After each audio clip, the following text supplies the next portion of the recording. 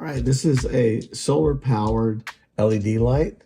It comes with a clip that you can mount to the light. If you look at the back of it and see how you would slip this onto a sign. This mounts to your solar light.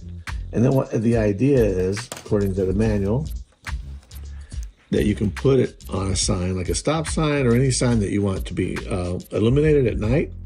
And you clip it on, and at night, it'll always shine there. It could be on your mailbox. It could be lighting up your address, whatever you want it. Okay, and then this is the solar panel. Okay, on the back side are your LED lights. This is the on-off button. So if I turn it on, it tells you it's on.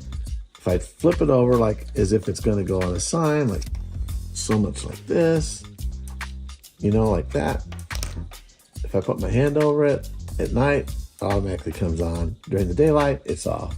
It's as simple as that. And it's got screws as well that you can use to mount into the light, apparently.